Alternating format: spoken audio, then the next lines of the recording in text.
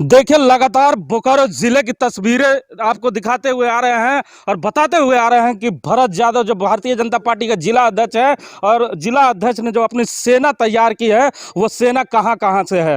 तो आप हमें देख रहे होंगे तस्वीरें केवल और केवल चारों तरफ धान की खेती के बीचों बीच मैं पहुंच गया हूं। आप सोच रहे होंगे कि हिमांशु कहां पहुंच गया है और किस गाँव में पहुँच गया और धान की खेती क्यों दिखा रहा है। तो मैं तमाम अपने चाहने वाले छोटे छोटे बच्चों को ये तस्वीरें ज़रूर दिखाना चाहूँगा, क्योंकि मैंने भी आज पहली बार धान की खेती को बड़ा नज़दीक से देखा है। चंद दिनों के बाद तैयार हो जाएगा और जब ये पक जाएगा तो आपके घर तक पहुंचेगा और इसी का जो ताज़ा ताज़ा धान होगा ये जब चावल बनकर आएगा और आपके कुकर में जाएगा तो इसे धान कहते हैं। तो इसलिए मेरे साथ जो टीवी स्क्रीन पर इस समय मुझे देख रहे हैं वो अपने बच्चों को ज़रूर ये धान की खेती दिखा दे, क्योंकि जब गाँव में आप जाया करते होंगे और गाँव में रहा करते होंगे और गाँव को छोड़कर बोकारो स्टील सिटी करीबन 40 साल पहले आ गए होंगे तो अपने बच्चों को इन धान की खेतियों के बारे में केवल बताया करते होंगे, दिखा नहीं पाया करते होंगे कि आखिर धान की खेती कहाँ होती है। तो मैं बता दूं कि भरत की सेना की तलाश में हम लोग चंदन क्यारी पहुंचे हैं और चंदन क्यारी के सुदूर गांव में पहुंचे हैं। हम लोगों ने पहले ही आपको बताया था कि भारतीय जनता पार्टी में जितने भी अध्यक्ष उपाध्यक्ष महामंत्री बने हैं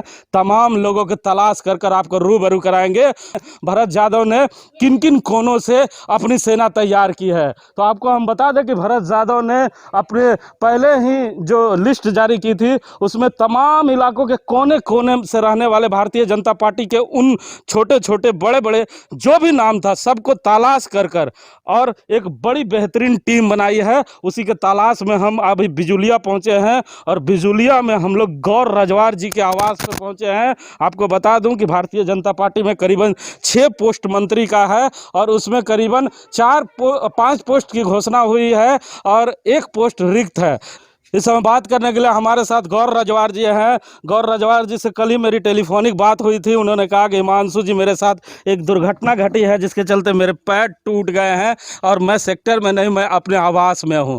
मैंने गौर रजवार जी से कहा कि आप बोकारो स्टील सिटी के किसी भी कोने में हैं तो मैं आपसे मिलने के लिए आऊँगा और मैंने अपना वादा निभाया है। गौर रजवार जी हमारे साथ हैं। आपको ढेर सारी बधाई, पार्टी ने आपको एक बड़ी जिम्मेवारी दिया है। बहुत बहुत धन्यवाद हिमांशु जी, जो आपने बोकारो शहर से चल के हमारे इस सुदूर गांव बिजुलिया में पहुंचे हैं। मैं इसके लिए आपके टीम को और आपके चैनल को मैं बहुत बहुत बधाई देता हूं।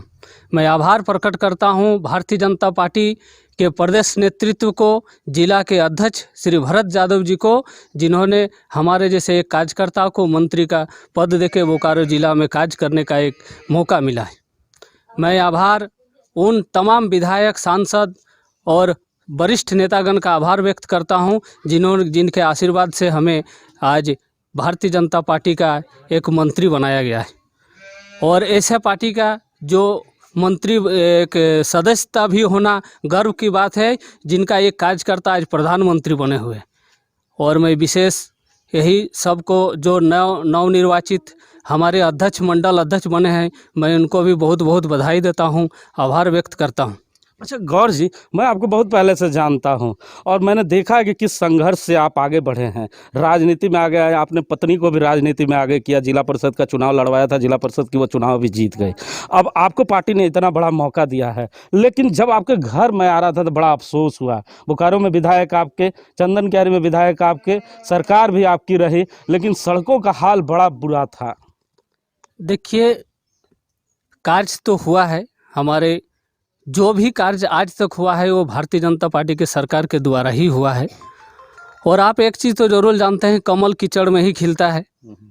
और इसलिए जो भी जितना काम हुआ है वो यहाँ की जनता संतुष्ट है। और आने वाले दिन हम लोग विश्वास और आशा रखते हैं कि हमारे क्षेत्र का विकास होगा, सड़क बनेगा। हमारे माननीय विधायक, माननीय सांसद इस पर लगे हुए हैं।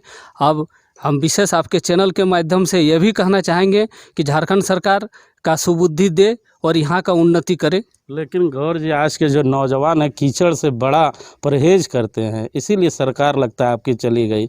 कमल कीचड़ में खिलाने की जगह सड़कों पे खिलाने की कोशिश करते तो सरकार बच जाती।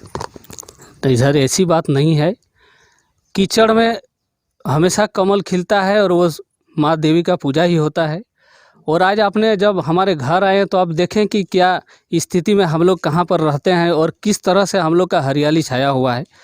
तो आप ये जो हम कीचड़ का बात कर रहे हैं और पानी का बात कर रहे हैं, आप हरियाली का बात कर रहे हैं, ये हमारे जन्म से है।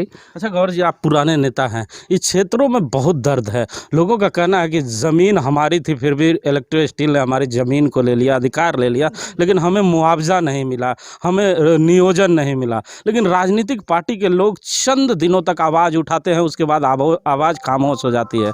अब इन क्षेत्रों में रहने वाले लोग बड़ा नाराज़ दिखे मुझे, जब मैं आ रहा था कुछ लोगों से बात कर रहा था, कहा राजनीतिक पार्टी के लोग खामोश हो जाते हैं। क्यों खामोश हो जाते हैं राजनीतिक पार्टी के लोग?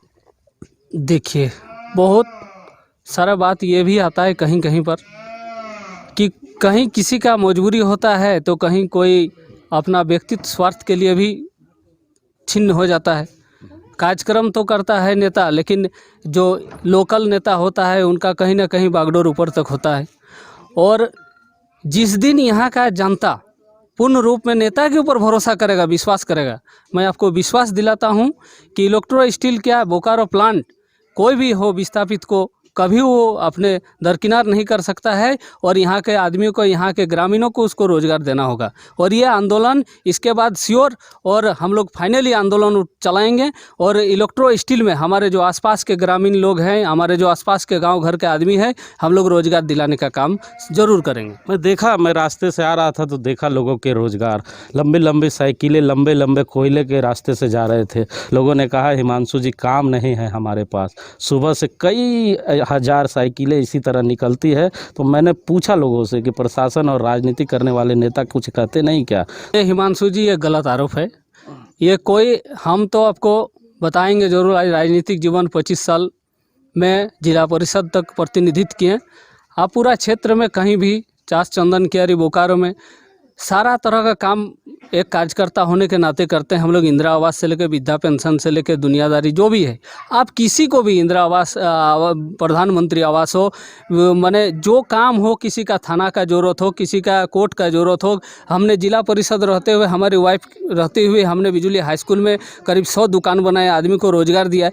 आप किसी एक से भी कहीं पर बोल दे कि गौर रजवार ने किसी से 10 गौर रजवार की बात नहीं कर रहा, मैं कह रहा हूँ कि विभिन्न राजनीतिक पार्टियां, विभिन्न राजनीतिक पार्टियां का चलता है कि नहीं चलता? मनभेद और मतभेद होता है अपना अपना, लेकिन हमारे भारतीय जनता मैं पार्टी पूछ रहा, गौर रजवार ने लिया चाहे नहीं लिया, कोई तो लेता होगा, तभी ये इतना सुबह सुबह, या अभी मैं आ रहा था इस समय साइकिल भर भर के कोयला ले जाना, तो इतनी ताकत कहाँ से मिलती? आज हम बता रहे हैं कि ये जो लॉकडाउन जो हुआ है, और ये कहीं ना कहीं परिस्थिति बस इन लोग कर रहा है, अपना रोजगार के लिए, अपना पेट पालने के लिए। तो अब तो आप मंत्री बन गए हैं, आपकी आवाज़ जिला तक जाएगी, जिला अध्यक्ष को आप बताएंगे, आंदोलन भी बड़ी बड़ी कर सकते हैं। तो क्या इन जो लॉकडाउन में बम्बई, दिल्ली और गुजरात में काम करने वाले जो मजदूर थे वापस गाँव चले आए हैं, उन मजदूरों के लिए क्या करेंगे? उन मजदूरों के लिए अब हम लोग रोजगार के लिए आवाज़ तो ज़रूर उठाएंगे। हमारे बगल में इलेक्ट्रो स्टील है, और हमारे यहाँ जो बम्बई का रहने वाला लड़का जो गांव में है, उन लोग के लिए तो हम लोग आवाज़ उठाएंगे कि भाई इन लोग को रोज़गार मिले।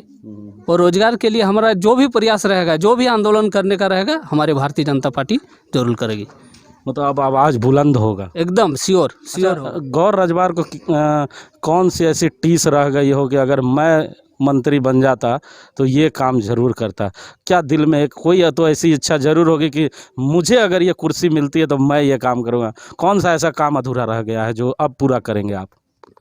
देखिए, हमारे टीम भावनाओं से ही काम होता है, और एक आदमी का पूरा ही माने नहीं होता है कि एक ही आदमी से सब कुछ कर ले, लेकिन ये टीम भावनाओं के साथ हम लोग मिल के सब काम करेंगे। तो हमको लगता है कि जो आज का सबसे बड़ा समस्या बेरोजगारी वाला है, जो आए दिन इधर उधर भटक रहा है, युवा लोग जो पलायन हो रहा है, इन लोग के लिए हम लोग आशा रखेंगे कि ये जैसे इलेक्ट्रो स्टील, जैसे BSL का कुछ जो मान लीजिए आपका कोल ब्लॉक भी बहुत नज़दीक है, वो भी खुलने वाला है। कहीं ना कहीं रोजगार का साधन का तलाश किया जाएगा, रोजगार दिलाने का काम हम लोग जरूर करेंगे। तो रोजगार दिलाने का काम हम लोग जरूर करेंगे, और वो जो लोग मजबूरी में इस तरह का काम कर रहे हैं, उन्हें मजबूरी से हटाकर रोजगार दिलाने का भी काम करेंगे। तो सुना आपने, ये भारतीय जनता पार्टी के नवनियुक्त मंत्री थे गौर रजवार, जिन्होंने अपने दिल की बात बताई। इनकी तलाश में हम इन गलियों में आए थे, जो आपको हम लोगों ने दिखाया, बताया, और गौर रजवार की दिल की बात को सुनाई। गौर रजवार ने साफ तौर पर कहा कि हिमांशु जी टीम भावना से तमाम भारतीय जनता पार्टी के कार्यकर्ता मिलकर इस बार काम करेंगे और इस बार वो काम होगा जो आज तक नहीं हुआ है। कैमरामैन देवेंद्र के साथ जीपी हिमांशु, अंतर्कथा न्यूज़, बोकारो, चंदन कैरी।